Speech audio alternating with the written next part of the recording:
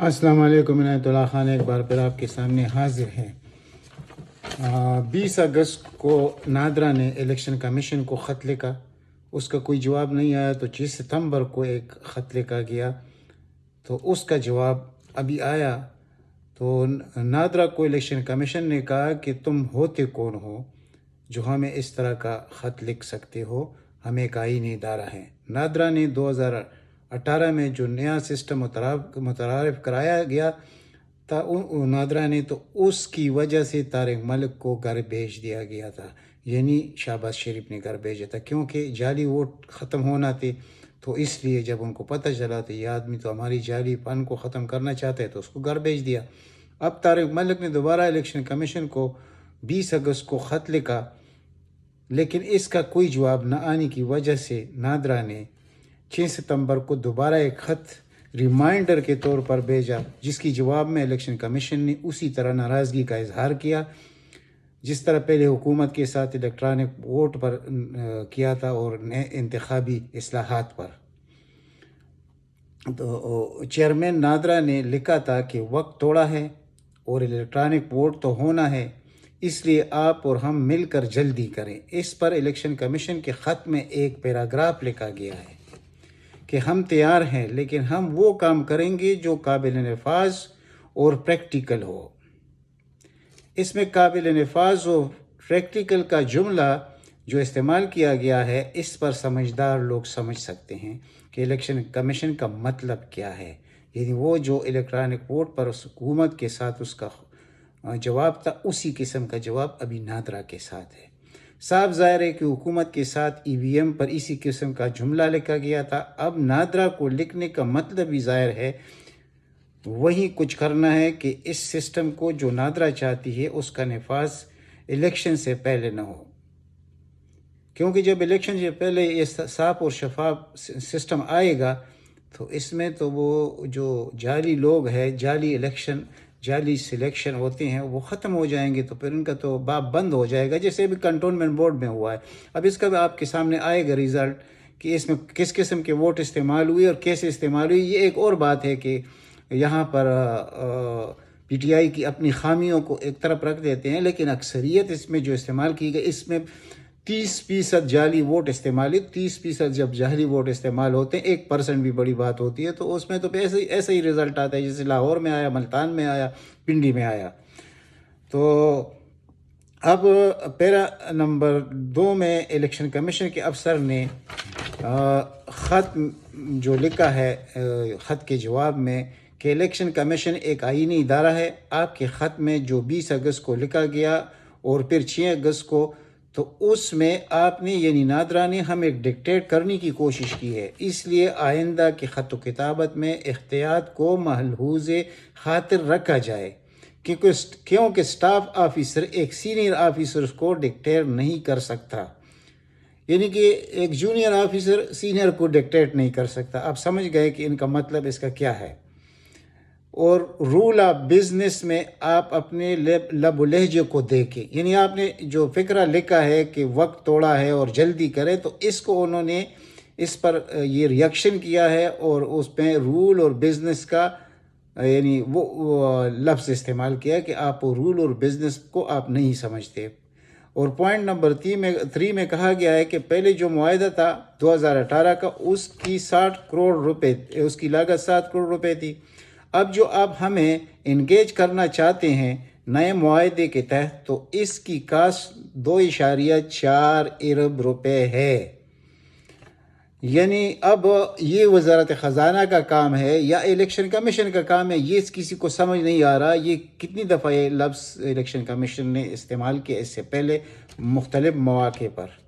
اب جو پرانا معاہدہ یہ تو ہوگا، ہمیں پہلے معاہدے کے متعلق آگاہ کیا جائے، یعنی ایک دھمکی دی گئی ہے۔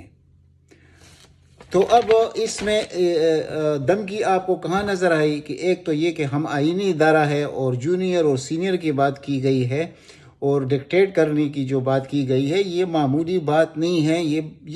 یہ اس قسم کے الفاظ جیسے لوگ حجروں میں بیٹھ کر جیسے بات کرتے ہیں نا کہ آپ میرے سامنے کیا ہے، یا دوسرا کہتے ہیں آپ کیا ہے، تو اس میں تو طارق ملک نے یہ کچھ نہیں کہا، لیکن طارق ملک نے وہ طریقہ استعمال کیا ہے، اس کو سب دنیا جانتی ہے کہ وہ کتنا قابل شخص ہے اور کتنا ایماندار شخص ہے، کہ اس نے اپنی 16 لاکھ کی نوکری کو لات مار دی، لیکن شہباز شریف کی بات نہیں مانی۔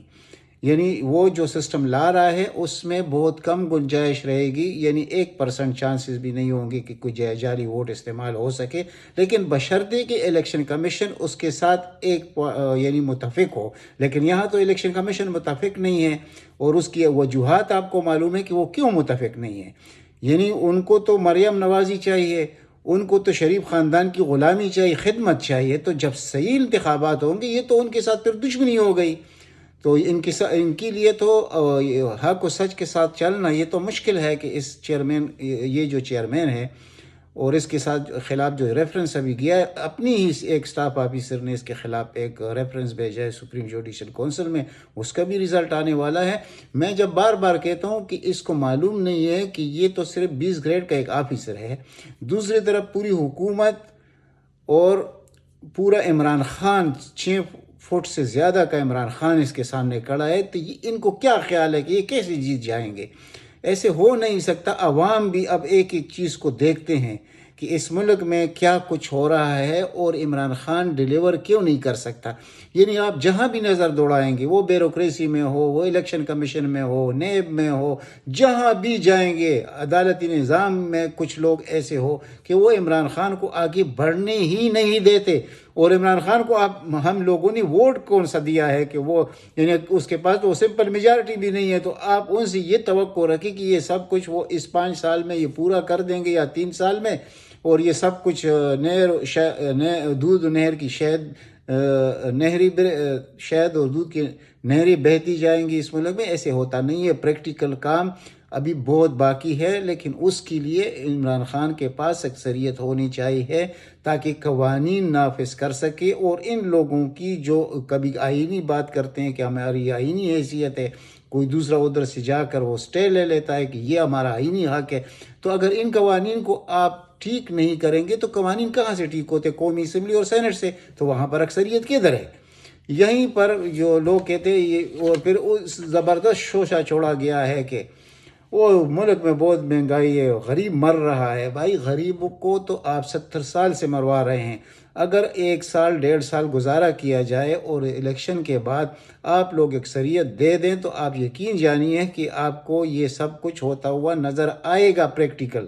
جیسے اس نے الفاظ استعمال کیے الیکشن کمیشن کے، وہ کام کریں جو پریکٹیکل ہو، یعنی کہ وہ ٹائم بائی کرنا چاہتے ہیں کہ بس ہم 2023 کا الیکشن آ جائے گا تو نہ الیکٹرانک ووٹ ہوگا، نہ انتخابی اصلاحات ہوں گے، نہ اوورسیز کے ووٹ استعمال ہوں گے، تو یہ مسلم لیگ آ جائے گا اقتدار میں۔ ان کو میں بار بار کہتا ہوں، ان کو پتہ نہیں ہے کہ کچھ بھی ہو جائے مسلم لیگ اور شریف خاندان کبھی اقتدار میں آ نہیں سکتا۔ جو اپنے اداروں کے خلاف، افواج کے خلاف بیانات دے، دفاع کے خلاف ہو، دشمنوں کے ساتھ ساز بحث پہ مکمل طور پر شہادتی موجود ہو، اور مودی کے ساتھ مل کر پاکستان دشمنی میں کردار ادا کرے، اور NDS کے ساتھ مل کر، تو ایسے لوگ اقتدار میں کیسے آ سکتے ہیں؟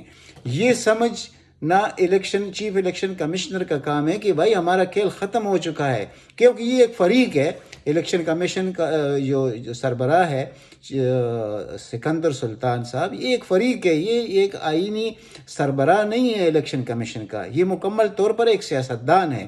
اس لیے جب ہم کہتے ہیں تو پھر کہتے ہیں کہ سوشل میڈیا پر بکواس زیادہ ہوتا ہے۔ بکواس نہیں ہوتا، ہم صاف بات کرتے ہیں، ہم وہ نہیں ہے جو پیڈ میڈیا ہے، ہم تو وہ چیز ہے نہیں، ہم تو وہ کہیں گے جو پاکستان کے مفاد میں ہوگا، کسی کو اچھا لگے کسی کو برا لگے، لیکن اخلاقیات کے اندر رہ کر بات کریں گے۔ ایسے نہیں ہوگا جیسے مادر پدر آزاد میڈیا ہے ہمارا، اس طرح کی ہم بات نہیں کرتے، ہم صحیح بات کرتے ہیں۔ جو انہوں نے کیا ہے آج وہ آپ کے سامنے میں نے رکھ دیا، یہ ایک نیا محاذ انہوں نے کھول دیا نادرا کے چیئرمین کے ساتھ اور نادرا کے ساتھ، اور یہاں تک کہا گیا کہ سٹاف آفیسر سینئر آفیسر کو ڈکٹیٹ نہیں کر سکتا۔ اس کا کیا مطلب ہے؟ کہ مطلب میں ہوں پاکستان میں، جو کچھ میں چاہوں گا وہی ہوگا؟ ایسے نہیں ہوگا۔ ہم صرف جواب دیتے ہیں کہ ایسے نہیں ہوگا. ان کو مرش لگتے ہیں. ابھی انہوں نے میرے خلاف فیس بک کو خط لکھا ہے. فیس بک نے مجھے 2 مہینے کے لیے لائیو پروگرام سے منع کیا ہے، اور میرے جو پوسٹ ہے وہ شیئر نہیں ہوں گے 60 گھنٹے تک، اس پر بھی پابندی لگا دی گئی. تو مجھے سارا معلوم ہے کہ کس نے کیا ہے، لیکن اس سے کچھ فرق نہیں پڑتا. ہم ایک اکاؤنٹ کے بجائے 10 اکاؤنٹ بنائیں گے، لیکن ان کا پیچھا کریں گے. مقصد یہ ہے کہ عوام کو یہ ساری چیزیں سمجھ آنی چاہیے کہ یہ جو کچھ ہو رہا ہے، یعنی کب یہ ایسے ہوا ہے کہ پریکٹیکل ایکشن کسی معمولی بات پر لیا جائے، اور پھر یہاں تک کہا جائے کہ زبان سنبھال کر بات کرو، یعنی کہ یہ تک بھی لکھا گیا ہے اس خط میں. تو اب آپ اس کے بعد کیا کہیں گے کہ میں جو کچھ کہہ رہا ہوں کیا وہ میں غلط کہہ رہا ہوں؟ اب دوسری طرف سے جو ترکی جواب آیا نادرا کی طرف سے، وہ اپنا مکمل کام پریکٹیکل طریقے سے کرتے ہیں، اور دنیا اس کو یعنی پاکستانی نادرا کی معترف ہے کہ یہ اپنے ٹائم سے پہلے کام کو ختم کرتے ہیں. ان کی یہ خصوصیت ہے. تو اب ان کو یہ مرچیں لگتی ہیں اس چیز پر کہ یہ کیوں یہ سسٹم ٹھیک ہو جائے اور کیوں صحیح انتخابات ہو جائے. تو اب جب ہم یہ اس قسم کا ایک لفظ استعمال کر دیں کہ ان کو مرچیں لگتی ہیں، تو یہ اس کو غیر پارلیمانی لفظ جان کر پھر اس کو لکھتے ہیں. فیس بک کو، دوسروں کو، تیسروں کو یہ لکھتے رہیں، ہم کرتے رہیں گے. ایسی کوئی بات نہیں ہے. ہم اس چیز کے سامنے نہیں جھکیں گے.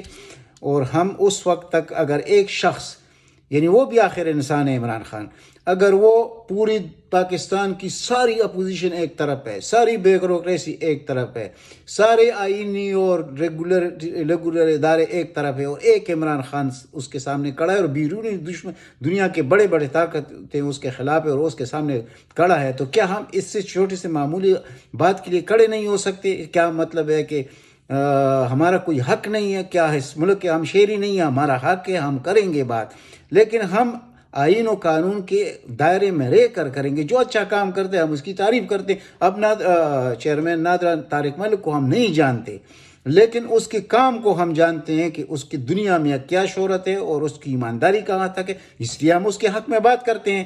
اور اب جو انہوں نے جو خط میں جو دھمکیاں دی ہیں ہم نے آپ کے سامنے رکھ دی. اب اس سے ان پر وہ بہت گراں گزرے گا کہ یہ کیوں اس طرح کی باتیں ہو رہی. تو ہم تو کریں گے. تو جب ہم کریں گے، اب دیکھیں، میں خود فواد چودھری کے حق میں کبھی نہیں رہا، نہ اعظم سوادی کے حق میں کبھی رہا ہوں، اور نہ رہوں گا انشاءاللہ. دیکھیں وہ پی ٹی آئی کے ہیں، میں ان کا ایک قسم کا یعنی وہ آپ سمجھ سکتے ہیں کہ میرے عمران خان کی وجہ سے پی ٹی آئی کے لیے نیک خواہشات ہیں. لیکن اب کبھی میں نے فواد چودھری کی حمایت نہیں کی، اس لیے کہ وہ مشکلات بڑھاتا ہے وزیر اعظم کے لیے. اسی طرح اعظم سوادی کا کردار مجھے معلوم ہے، اس کی پوری تاریخ سے میں واقف ہوں، اور جو کچھ اس نے اس دن کیا ہے، یہ معاملہ جس طرح اس نے بگاڑ دیا ہے، تو ہم اس کے حق میں بات نہیں کرتے.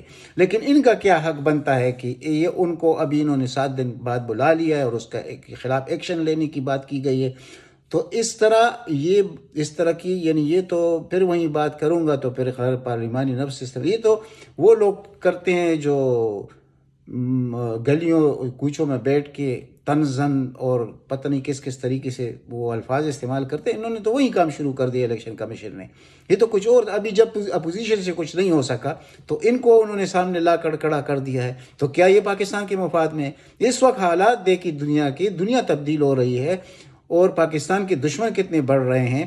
اور ایک طرف آپ کا وزیر اعظم ہے کہ پوری دنیا میں اس کی آؤ بھگت کس طرح سے ہو رہی ہے. آج جو ادھر تاجکستان میں جو شنگھائی کانفرنس ہو رہی ہے، تو سب کا جو مرکز نگاہ ہے وہ ایک عمران خان ہے. تو اس عمران خان کو اس طرح گرا کے جائیں گے، اور وہ پھر صرف کون چیئرمین چیف الیکشن کمشنر یعنی سکندر سلطان کریں گے. یہ کچھ سمجھ میں آنے والی باتیں نہیں. اگر یہ سسٹم اتنا ہی کچا ہے، پھر اس سسٹم کو ہونا نہیں چاہیے. پھر ہمیں مارشل لا بھی قبول ہے، ہمیں امریت بھی قبول ہے، سب کچھ قبول ہے. اگر اس طرح کا مسئلہ ہو جیسے یہ کر رہے ہیں، یعنی وزیر اعظم تو کچھ بھی نہیں ہوا اس ملک میں. یہ تو عجیب سا سچویشن بن گیا ہے. اب اگر یہ چیزیں ہوں گی تو ہم تو بات کریں گے، اور ہمیں تو یہ بھی ڈر نہیں ہے کہ کوئی ایکشن لے گا. ہم حاضر ہیں بھائی، آپ ایکشن لیں، آپ کو کسی نے نہیں روکا. لیکن یہ جو آپ کبھی فیس بک کو خط لکھنا، کبھی یوٹیوب کو خط لکھنا، یہ کیا ہے؟ ہم نے کون سا جرم کیا ہے؟ ہم حق و سچ کی بات کرتے ہیں، اس لیے آپ کو گراں گزرتی ہے. تو یہ ہم کرتے رہیں گے، اور یہ ہر اس شخص کا کام ہے جو خود کو پاکستانی سمجھتا ہے، محب وطن سمجھتا ہے۔ آپ لوگوں کا راستہ روکنا ہر پاکستانی کا کام ہے، لیکن یہاں پر جو خلا ہے وہ یہ ہے کہ عام آدمی ان حقائق کو جانتا نہیں ہے۔ اس لیے میں جب بار بار کہتا ہوں کہ ان لوگوں کو جو حقائق کا علم ہے، جو جانتے ہیں حقائق کو، ان کو سامنے آ کر ان لوگوں کے پیچھے پڑنا چاہیے۔ جس طرح میں بات کر رہا ہوں، اس سے زیادہ وہ کر سکتے ہیں، میرے میں اتنی علم یا اتنی جرات نہیں ہے، ان میں زیادہ ہوگی۔ تو میں تو لوگوں سے درخواست کرتا ہوں کہ بھائی آپ لوگ کیوں خاموش ہیں؟ آپ کے ملک کو تباہ کر رہے ہیں یہ لوگ، یہ بالکل دیمک کی طرح چاٹ رہے ہیں یہ لوگ، خواہ یہ سیاستدان ہے، یہ بیوروکریٹ ہے، یہ سب کچھ ایسے ہو رہا ہے۔ تو اسی لیے بس آج اتنا ہی، انشاءاللہ ملتے ہیں اگلے ولاگ میں۔ اگر ہو سکے تو اس چینل کو سبسکرائب کرے اور زیادہ سے زیادہ شیئر کرے تاکہ عام آدمی تک میری بات پہنچ سکے۔ اللہ تعالیٰ آپ سب کو اپنے حفظ و امان میں رکھے۔ والسلام۔